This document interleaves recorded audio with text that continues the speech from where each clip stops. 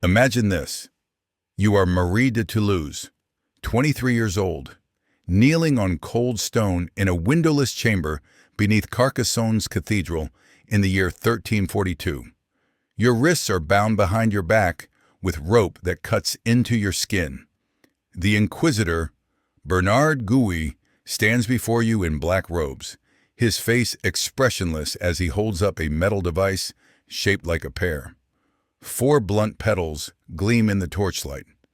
Your breath comes in short gasps as you realize this object is meant to enter your body. What happens next will destroy you in ways that make death seem merciful. This is not fiction. This is documented history from the torture chambers, where the Catholic Church systematically destroyed heretics through methods specifically designed to violate the most intimate parts of their bodies. The chamber smells of damp stone and old blood. Sweat runs down your spine despite the underground chill. 2 guards force you onto a wooden bench, spreading your legs and binding your ankles to iron rings embedded in the floor.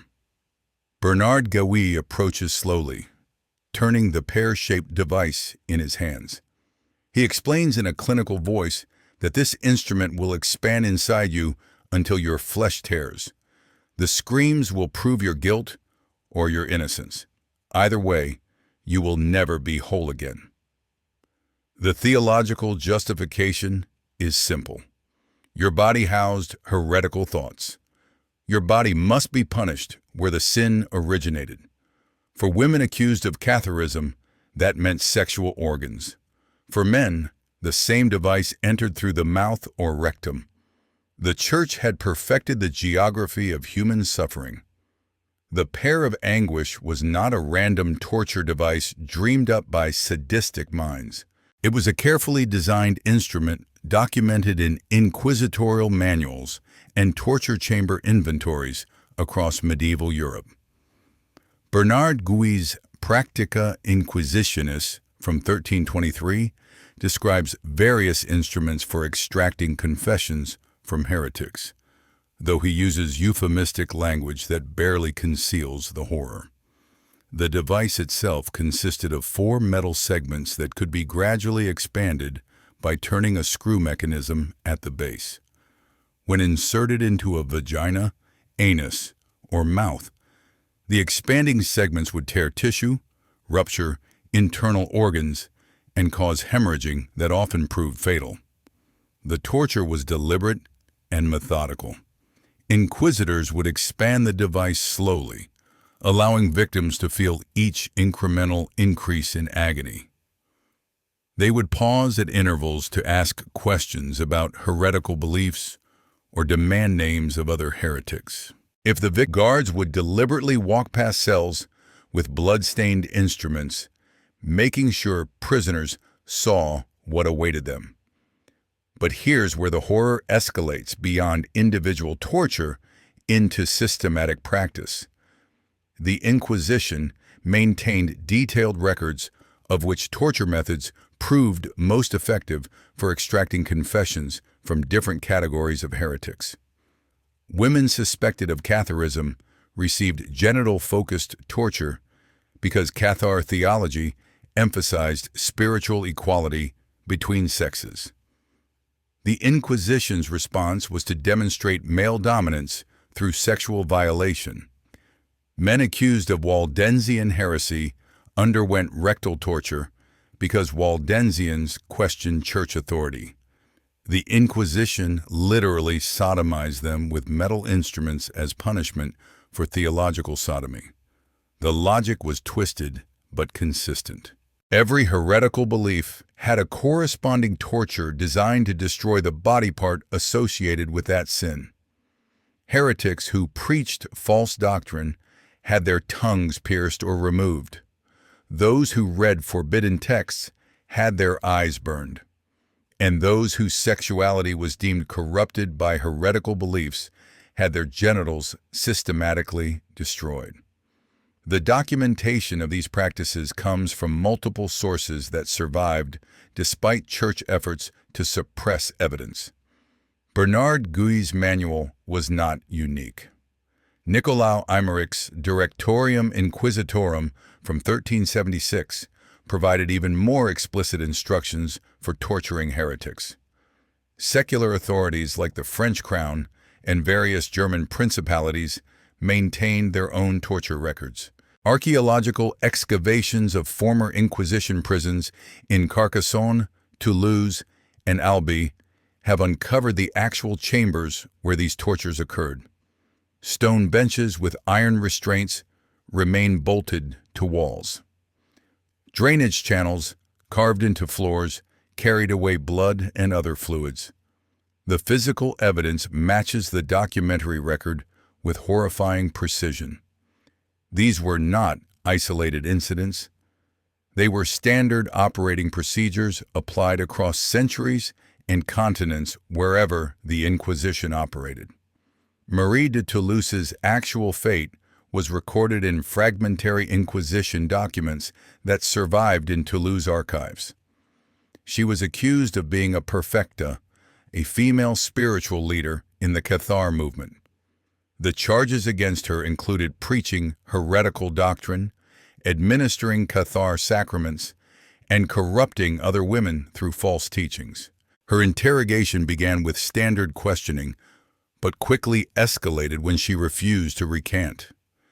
The inquisitors ordered her subjected to the pear of anguish.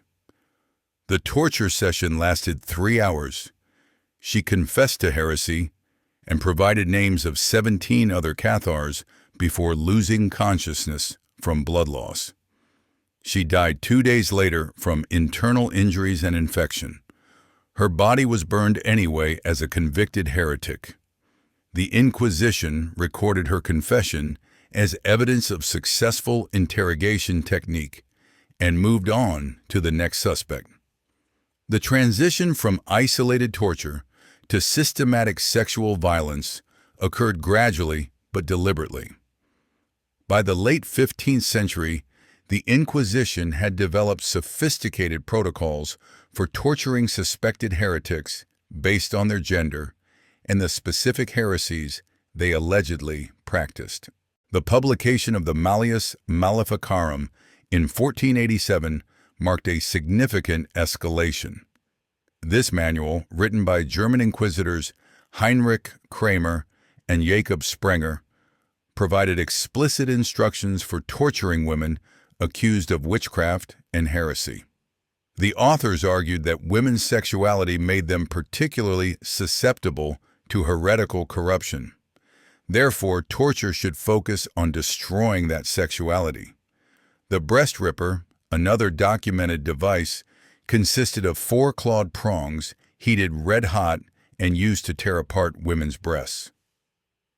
The heretic's fork, a shorter instrument with sharp points on both ends, was strapped between a victim's chin and sternum, forcing the head into an agonizing backward position that prevented speech. These devices were often used in combination. Anna Hoffman and Elizabeth Weber faced this combined torture in Cologne in 1487, the same year the Malleus Maleficarum was published. Both women were accused of being witches who had made pacts with demons and engaged in heretical sexual practices during Sabbath gatherings. The charges were fabricated based on testimony extracted through torture from other accused women. But once accused, Anna and Elizabeth faced a judicial process designed to guarantee conviction. They were stripped naked and examined by female inspectors searching for devil's marks. Any birthmark, scar, or skin imperfection that could be interpreted as proof of demonic contact. The inspection itself was a form of sexual assault, conducted by women who knew that finding marks meant reward money. Every suspect was found to have marks. The torture began immediately after the inspection. Anna Hoffman was subjected to the breast ripper first. 4 guards held her down while the inquisitor heated the claws in a brazier until they glowed. The device was applied cold initially. the claws penetrating her skin and clamping onto breast tissue. Then the heated version was used, searing flesh as it tore. The smell of burning human tissue filled the chamber. Anna screamed until her voice gave out.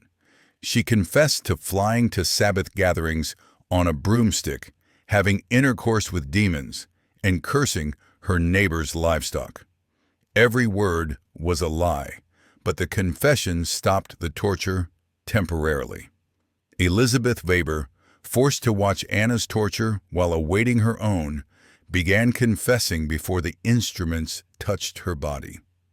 She admitted to the same crimes Anna had confessed to, adding elaborate details about demon lovers and heretical rituals. Her confession didn't save her from torture. The inquisitors applied the heretic's fork, forcing her head back until vertebrae cracked. They wanted more names. Elizabeth provided 17 names of women she claimed attended Sabbath gatherings with her. Most were enemies or rivals. Some were women who had slighted her years earlier. All would be arrested based on her testimony. The theological justification for genital-focused torture became increasingly explicit in inquisitorial writings. The argument went like this. Heresy was spiritual fornication with demons and false doctrine. Physical fornication organs must be destroyed to prevent spiritual corruption from spreading. Women's bodies, already seen as weaker vessels prone to sin, required particularly aggressive purification. Men's bodies needed similar treatment when corrupted by sodomy, which was conflated with heresy in medieval theology. The punishment had to fit the sin geographically. If your genitals enabled heretical acts, your genitals would be destroyed. The church was saving your soul by destroying your body. This logic appears insane to modern minds, but it represented mainstream theological thinking in the medieval period. The most respected theologians, the most educated inquisitors, the most powerful bishops all agree that torturing heretics' sexual organs was not merely justified, but required by divine law. What you've witnessed so far reveals the systematic nature of sexual torture in medieval heresy prosecution. The devices, the procedures, the theological justifications, all carefully documented and refined over centuries.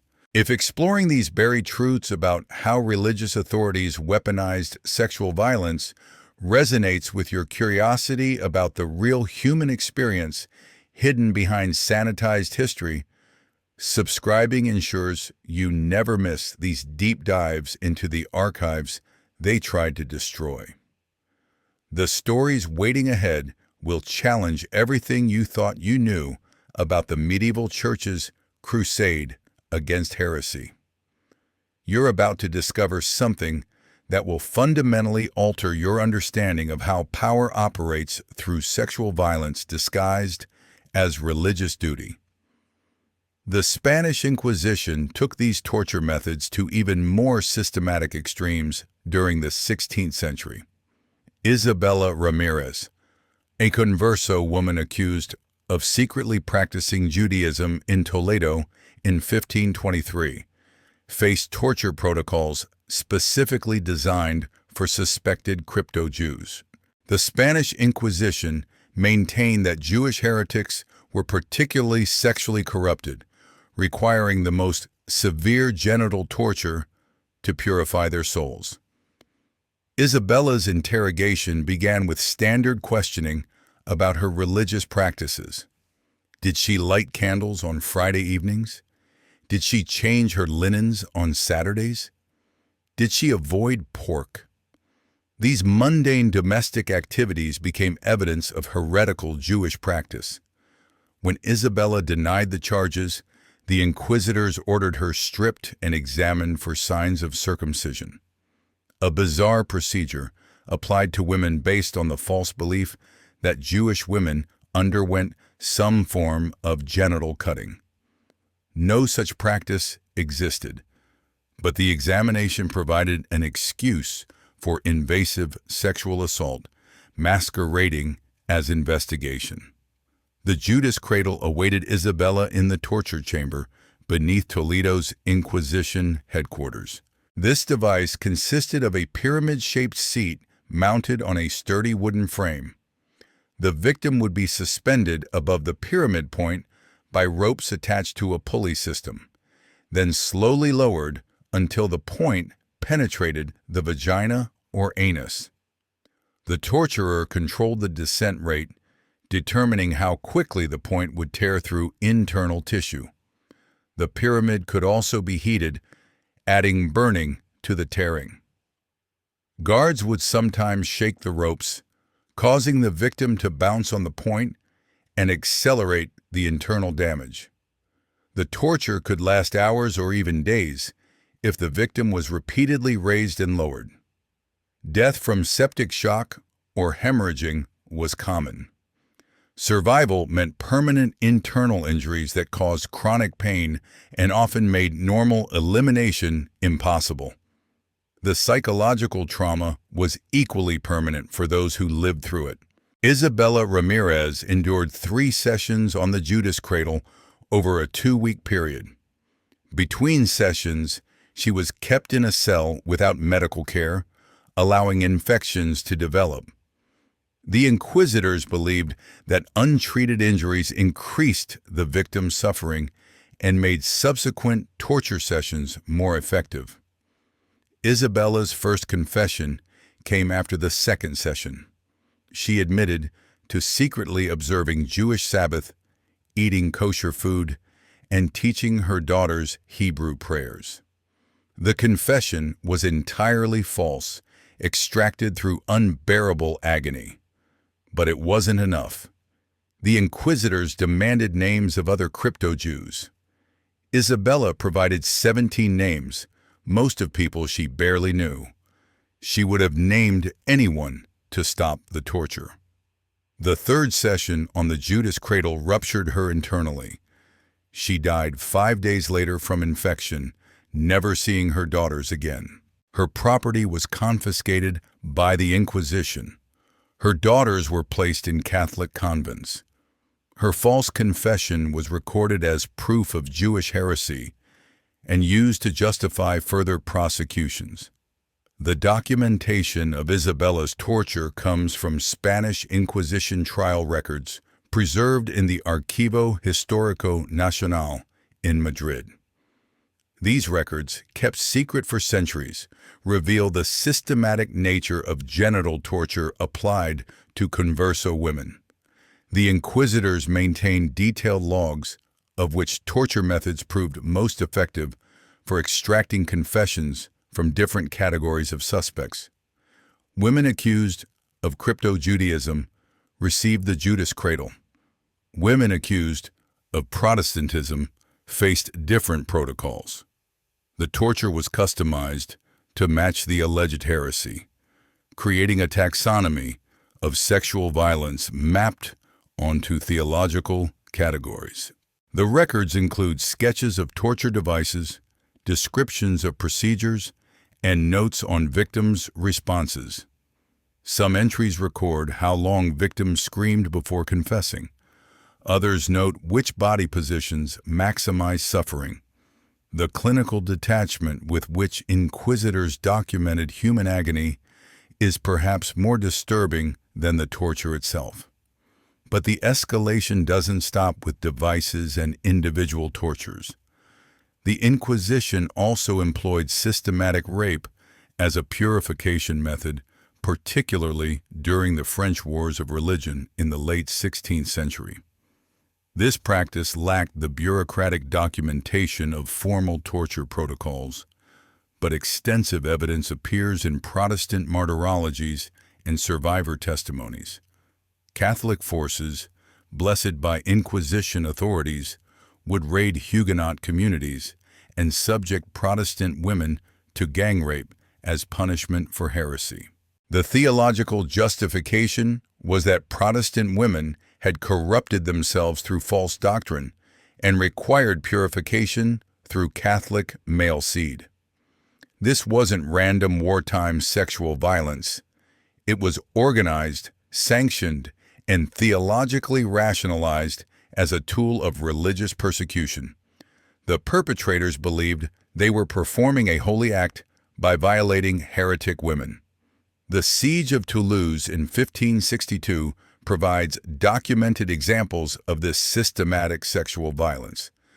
Catholic forces, supported by Inquisition representatives, captured the Protestant-held city after a 3-month siege. What followed was not merely military occupation, but religiously motivated mass rape. Protestant women were dragged from their homes and violated in streets, churches, and public squares. Priests blessed the soldiers before these assaults. Inquisition observers documented which women were raped, recording their names and the charges of heresy against them. The rapes were treated as acts of religious purification, not criminal assault. Women who survived often found themselves pregnant with their attackers' children. The Church then claimed these pregnancies proved the women had consented, absolving the rapists and adding the crime of fornication to the women's heresy charges. The theological gymnastics required to justify this horror were elaborate but internally consistent within medieval Catholic doctrine. Marie Duloo, a Huguenot woman from Toulouse, left a testimony describing her experience during the 1562 occupation. She was 31 years old, married with 3 children. Catholic soldiers broke into her home, killed her husband when he tried to protect her, and dragged her to the cathedral square. There, in full view of neighbors and Inquisition officials, 5 soldiers raped her repeatedly over several hours. A priest stood nearby, occasionally sprinkling holy water and reciting prayers of purification. When Marie tried to resist, the soldiers beat her and threatened to kill her children. After the assault, she was arrested for heresy based on her Protestant faith. The rape was entered into the record as evidence that she had seduced Catholic men, proving her heretical nature. She was convicted and sentenced to life imprisonment in the Tower of Constance. She spent 38 years in that prison, finally released in 1768 as an elderly woman. Her testimony, preserved in Protestant martyrology collections, describes not only her physical violation, but the theological framework Catholic authorities used to justify it. The systematic nature of this sexual violence appears in multiple sources. Jean Crespin's Massive Martyrology, published in various editions from 1554 onward, documents hundreds of cases of Protestant women raped by Catholic forces with Inquisition approval. Catholic sources acknowledge these events but describe them as necessary measures to combat heresy. The disconnect is staggering. Protestant sources describe brutal sexual assault. Catholic sources describe religious purification. Both agree on the basic facts. Women were sexually violated by Catholic forces in the context of religious persecution. They simply frame the same events through incompatible moral lenses. The modern reader recognizes this as systematic sexual violence used as a weapon of religious terror. The historical participants saw it as spiritual warfare, where women's bodies were the battlefield. The public dimension of heretic torture reached its peak in the witch trials of the early 17th century. Veronica Zerich, accused of witchcraft in Bamberg in 1610, faced torture that combined sexual humiliation with public execution in ways designed to maximize both physical suffering and social degradation. The Bamberg witch trials were among the most extensive in German history, resulting in over 600 executions between 1626 and 1631. but the torture protocols developed during this period had been refined over previous decades. Veronica's trial came during the early phase when inquisitors were still experimenting with methods to break accused witches. The charges against her included making a pact with the devil, attending Sabbath gatherings, and causing storms through witchcraft. The evidence consisted of testimony from other tortured women who had named her to stop their own suffering. Veronica's torture began with stripping and examination for devil's marks. The search was performed by male examiners who penetrated every orifice, searching for hidden marks. The examination itself was sexual assault, but it was recorded in trial documents as necessary investigation. After marks were inevitably found, Veronica was subjected to strappado, a torture where victims were suspended by ropes tied to their wrists behind their backs, dislocating shoulders. Between strappado sessions, she faced sexual torture specifically designed to extract confessions of sexual congress with demons. Examiners inserted heated metal rods into her vagina while demanding she describe her encounters with the devil. They applied thumbscrews to her nipples while asking about nursing demon familiars. The torture was methodical and prolonged, designed to break her psychologically while destroying her body. After 3 days of torture, Veronica confessed to everything. She admitted to having sex with the devil every Saturday night for 7 years. She described flying to Sabbath gatherings and participating in infanticide and cannibalism. She provided names of 37 other women who attended these gatherings. Every word was false, extracted through unbearable torment. But the confession triggered her execution protocol. Veronica was sentenced to be broken on the wheel, an execution method where the victim's limbs were systematically shattered with an iron bar while they were tied to a large wooden wheel. But Bamberg's execution protocols added a sexual dimension. Before the breaking began, Veronica was stripped naked and displayed to the assembled crowd. Her breasts and genitals were mutilated with hot pincers as the executioner announced her sexual crimes. The crowd was encouraged to jeer and throw excrement. Only then did the actual breaking begin, each bone methodically shattered while she remained conscious. The torture lasted over 2 hours. Veronica was still alive when her broken body was finally placed on display, rotting on the wheel as a warning to other potential witches. The Bamberg trial records preserved in the city archives include detailed descriptions of her torture and execution, complete with notations about crowd reactions and theological commentary from presiding officials. Friedrich Ferner, the suffragan bishop who oversaw many Bamberg witch trials, gave sermons praising the public torture of heretic women as necessary theater that demonstrated God's justice.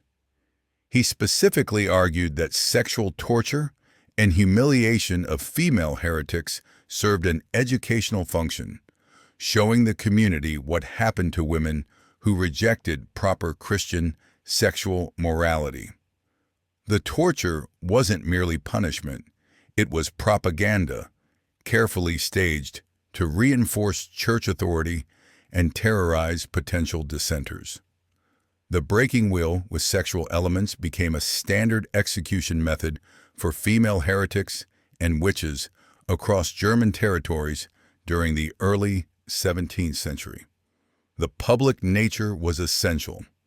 These executions occurred in market squares and town centers on market days when maximum crowds could witness them. Authorities required citizens to attend, sometimes fining those who stayed home. Children were brought to watch, theoretically learning moral lessons about the consequences of heresy. The spectacle combined religious instruction with entertainment. Vendors sold food and drink. Musicians sometimes played. The atmosphere mixed carnival with atrocity, normalizing extreme violence against women's bodies. The sexuality of the torture was explicit and intentional.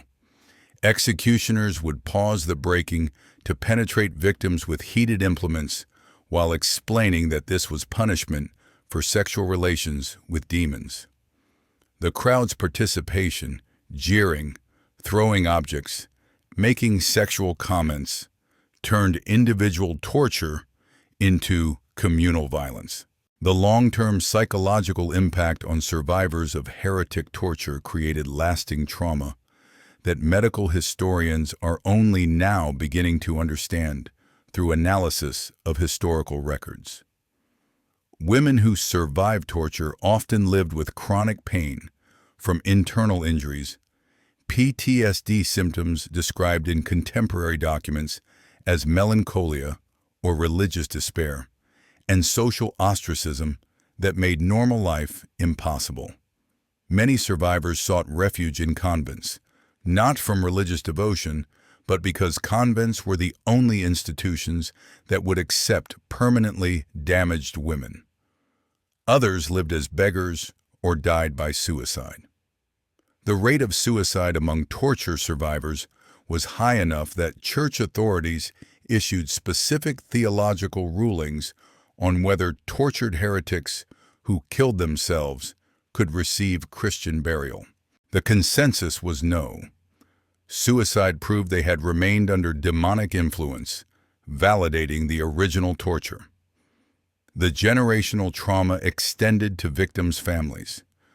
Children witnessed their mothers tortured and executed. Husbands watched wives violated by inquisitors. Communities internalized the message that sexual torture was an appropriate response to religious dissent. The normalization of this violence shaped European culture for centuries. The witch trials eventually declined, but the precedent that religious authorities could employ sexual torture against heretics established patterns that persisted into the modern era. The Inquisition's methods influenced colonial violence, where indigenous peoples accused of heresy faced similar tortures. The protocols influenced secular torture during political persecutions. The underlying logic that enemies of the state or church could be sexually violated with impunity never truly disappeared. You came into this investigation thinking you understood medieval torture. Now you leave understanding that the Inquisition developed systematic sexual violence protocols as sophisticated as any modern horror. This transformation of perspective is exactly why these buried histories matter.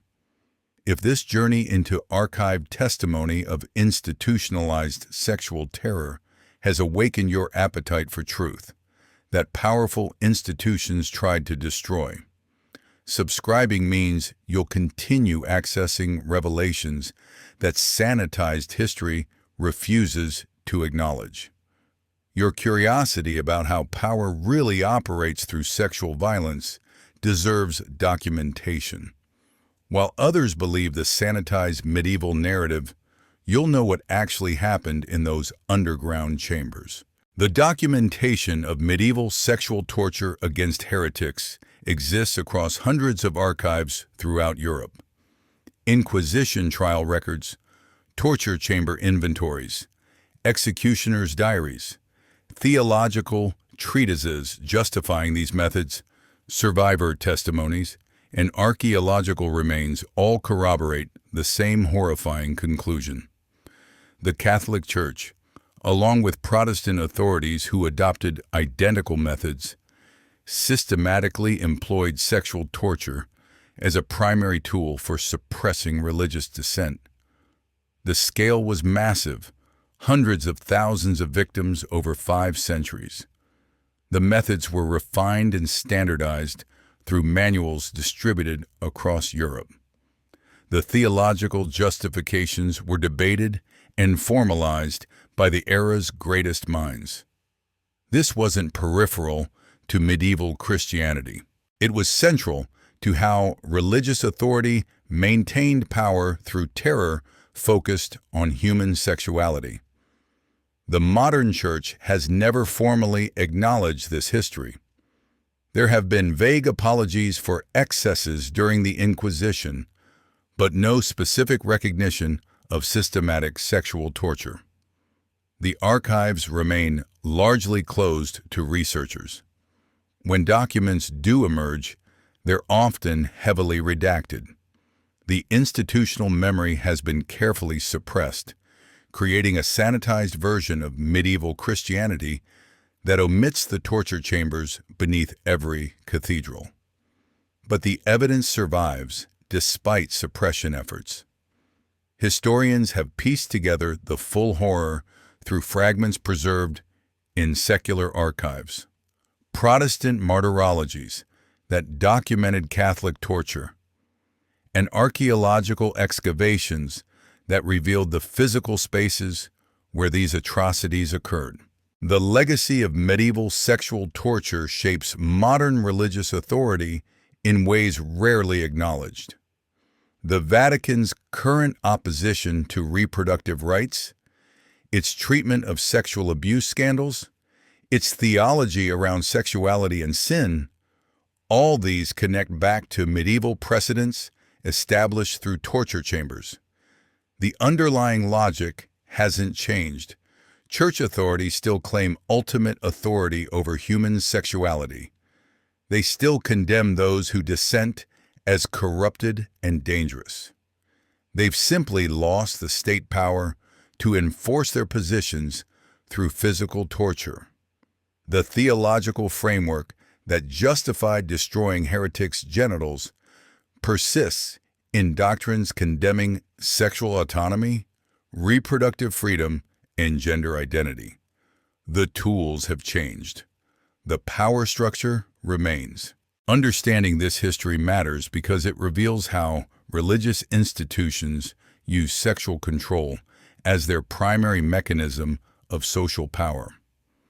The medieval church couldn't allow heretics to live because heretical sexuality, the idea that human bodies and desires existed outside church control, threatened the entire power structure.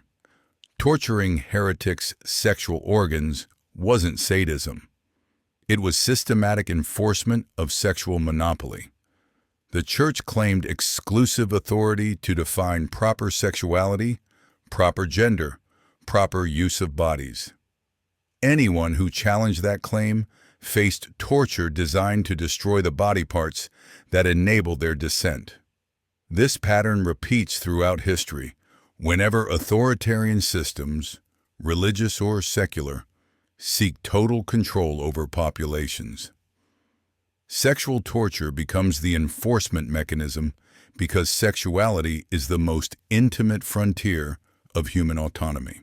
The victims of medieval sexual torture deserve remembrance not as abstract historical figures, but as real people who suffered unimaginable violation.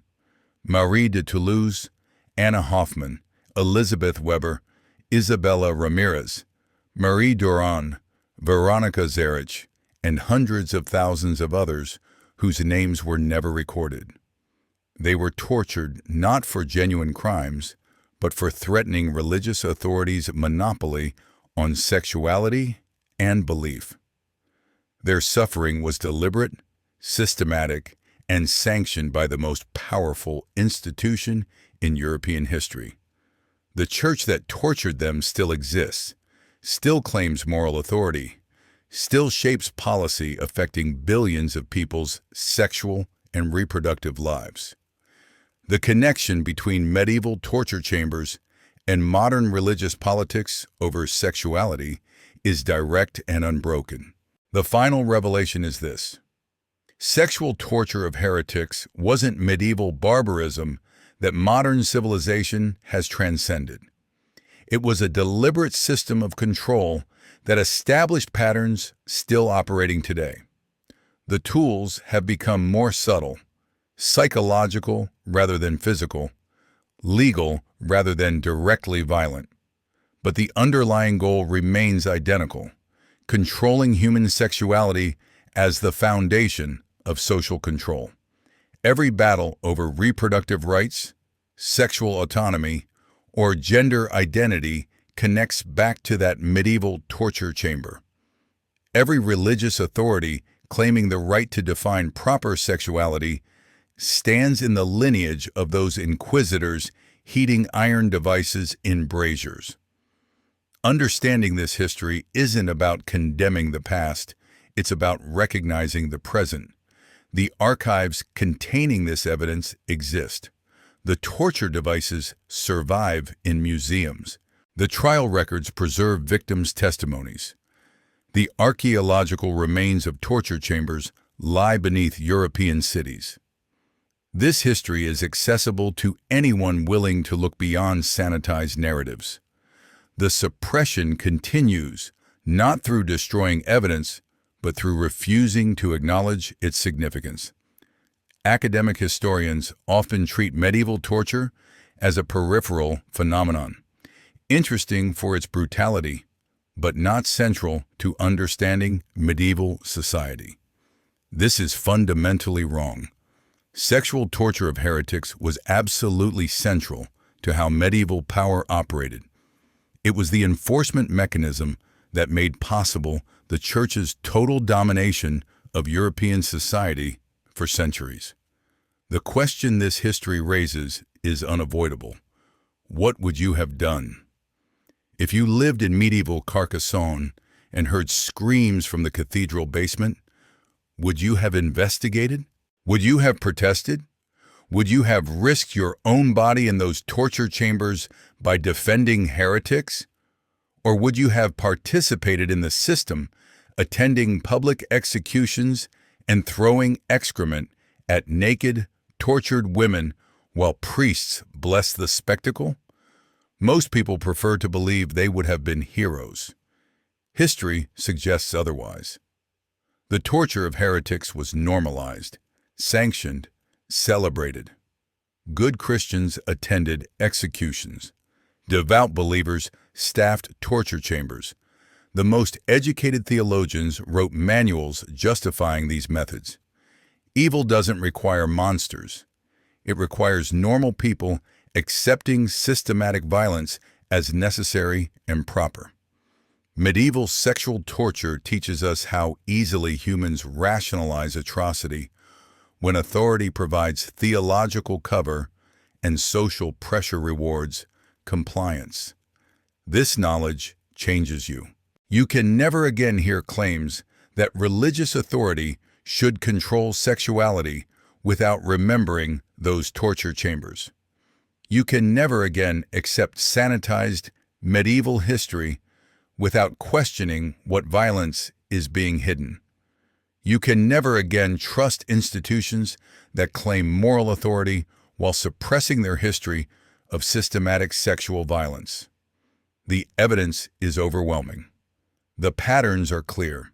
The connection to present struggles over sexual autonomy is undeniable. History doesn't repeat, but it rhymes with disturbing consistency. The fight over who controls human sexuality, the state, the church, or individuals themselves, remains the central political question of human civilization. Medieval torture chambers teach us the stakes of that fight in the most visceral way possible.